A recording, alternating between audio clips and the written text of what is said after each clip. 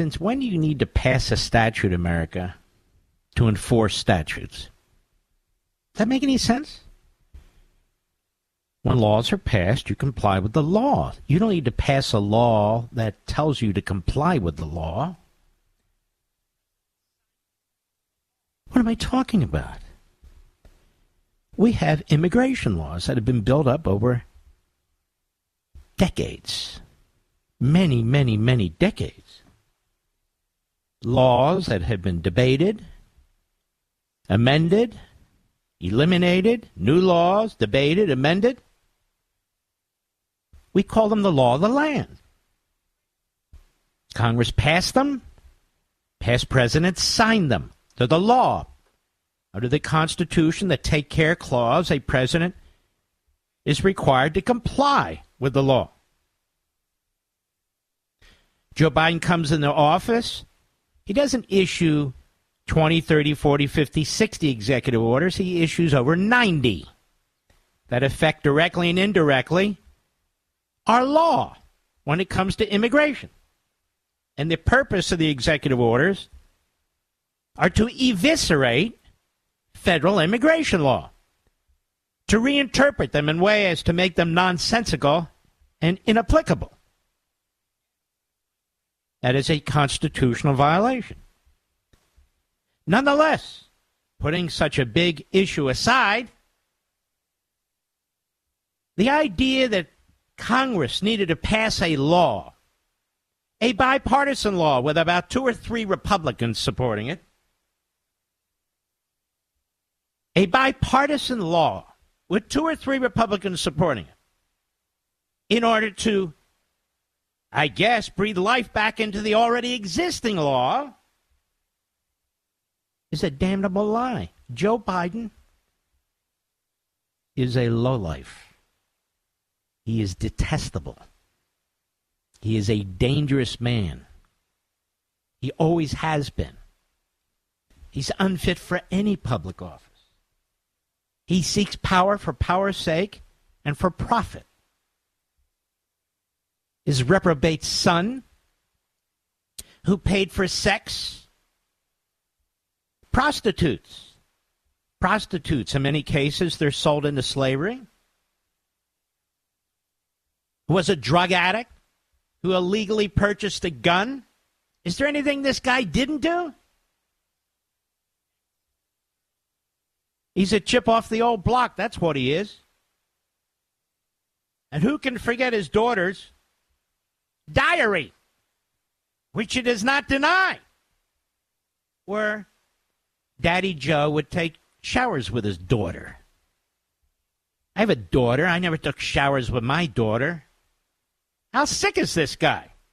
And we have allegations of him rubbing the shoulders and the necks of little girls and women and smelling their hair. This is a sick pervert. And Tara Reid escaped the United States. She had to leave the United States to go to Russia, for God's sakes. To get away. To get away. She accused Joe Biden when she was like 28 years old, a very attractive staffer, of molesting her, a.k.a. raping her, in a hallway on Capitol Hill. Nobody believed her. All the Me Too'ers silent, just as they're silent about all the brutal rapes that took place in Israel. It's a phony movement. It's a phony movement. Now, Joe Biden went to the microphone today with all kinds of cool signs as he desperately seeks to hang on to the presidency. Secure the border, I think the sign said. Joe Biden, secure the border. I thought the border was secure. We were told it was secure by Joey and his spokes idiots and his surrogates, by the vice idiot, by Karine Jean-Pierre, by Mayorkas, the impeached anti-American secretary of DHS? I know they said it over and over and over again. Hat tip Newsbusters, cut one, go. The border is closed. The border is secure. And the border is secure. The border is closed. The border is secure, and the border is not open. We have a secure border. I can tell you the border is secure. By what measure is it secure now, sir? So there is not a common definition. The president has done more to secure the border and to deal with this issue of immigration than anybody else. He really has. We're certainly doing a lot more to secure the border. As you know, the president has done everything that he can. He's done that alone without the help of Republicans. Why aren't you guys stopping the flow at the border?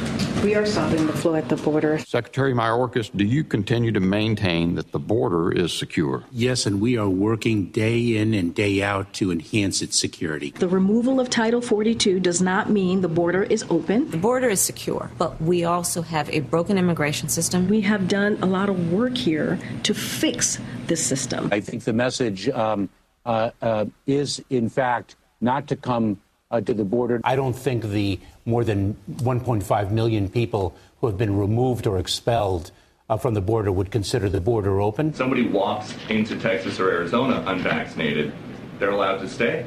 Why? But that's not how it works. Like, we actually, no. I know that that's not what you guys want to happen, but that is what is happening. But that's not, it's not like somebody walks over and that's not how. Exactly what's happening.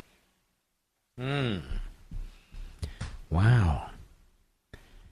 Don't you get sick of this regime lying to you about everything and anything? Don't you get sick of this? And then always pointing the finger somewhere else. They have complete control over the government through executive orders, through regulations, through fiats, because our system has broken down. Impeachment doesn't work. The courts, for the most part, not exclusively, for the most part, are owned now by the Democrats. The media are owned lock, stock, and barrel by the Democrats. So all the checks and balances have been breached. So Joe Biden, I'm looking at the headlines now, puts in strict border security enforcement measures. Joe Biden is the arsonist. He burns down everything.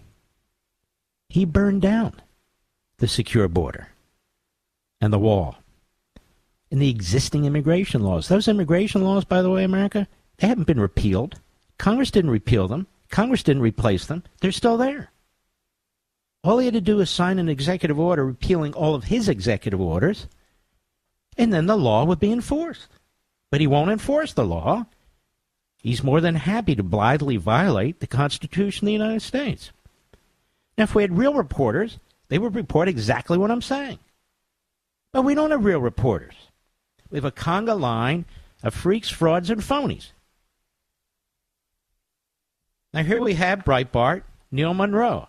President Biden's much-touted pre-election border shutdown, quote-unquote, preserves multiple loopholes that allow unlimited mass economic migration into America's workplaces and housing. This means his border shutdown policy accepts the inflow of 75,000 illegal migrants per month, 900,000 per year. That planned inflow of illegals adds up to roughly one illegal immigrant for every 4 American births, and is in addition to the inflow of roughly 1 million legal immigrants and 750,000 temporary workers allowed by Congress's 1990 law. Yet the Biden plan also exempts a huge number of extra migrants who enter via his border loopholes. Those exceptions are already delivering at least 85,000 migrants across the border every month, or 1 million a year, without approval from Congress. This means Biden's border shutdown policy will actually allow the inflow of roughly 3.5 million legal, illegal, temporary, quasi-legal migrants every single year. Now think about that if he's reelected. Think about that. Almost 15 million. This nation-changing, wealth-shifting economic policy is very unpopular, even though it is strongly supported by investors, CEOs, and the Wall Street Journal editorial page. Former President Donald Trump's campaign recognizes the pocketbook damage of migration. Biden's unpopular policy is, quote, flooding America's labor pool with millions of low-wage illegal migrants who are directly attacking the wages and opportunities of hardworking Americans, said a May statement from the Trump campaign. White House officials briefed favored reporters about the new policy. Politico reported on January 14, shortly before the Biden speech in the past. So they have all these loopholes built in. But the press doesn't care because it's made up of George Stephanopoulos, Democrat, Jake Tapper, Democrat, Andrea Mitchell, fraud. Over at the Right Scoop, they write, Joe Biden has issued new executive orders for the southern border that are designed to, quote-unquote, shut down the border, where the numbers exceed an average of 2,500 for 7 days. But here's more from the Blaze. Blaze is a wonderful news operation. The Biden administration issued a set of executive actions that would temporarily suspend entry for non-citizens if the southern border sees a certain number of illegal crossers in a 7-day period. If the average number of border encounters exceeds 2,500 in a 7-day period, entry to non-citizens would be suspended until 14 days after a 7-day average of 1,500 border encounters. According to Fox, in the 24 hours before the White House declaration, the border saw 5,200 encounters and has averaged 5,000 per day for a week. Can you imagine this, Mr. Producer? That's 150,000 or more every damn month. Every month. Per U.S. Customs and Border Protection data, the 30-day average from April 2024 was actually 5,900 encounters per day. Under Biden's new rules, if the border saw 2,499 daily encounters, right below the threshold, without any suspensions, that would total over 912,000 encounters in a year. That number, while significantly lower than any figure achieved by the Biden administration, will still be higher than any year under President Trump. So now you see, we've dumbed down what a secure border means. A secure border means massive illegal immigration.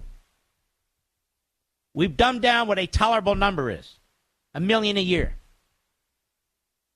But it's worse. Fox News reporter and expert on the border, Bill Melugin, explains why these executive orders won't actually shut down the border. Here's what he tweeted.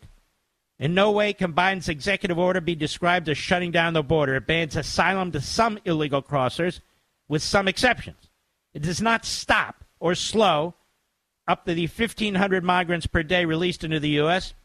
via CBP, one app at ports of entry, and does not stop or slow up to 30,000 migrants per month flying directly into the U.S. They're flying illegal immigrants into the United States and being released into the country via Biden's mass parole program for Cubans, Haitians, Nicaraguans, and Venezuelans.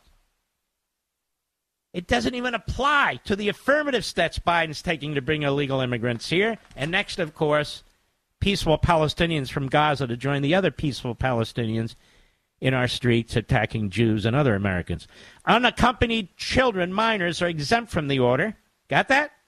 Which will lead to concerns about child trafficking, and migrants can still fear in an attempt to avoid deportation.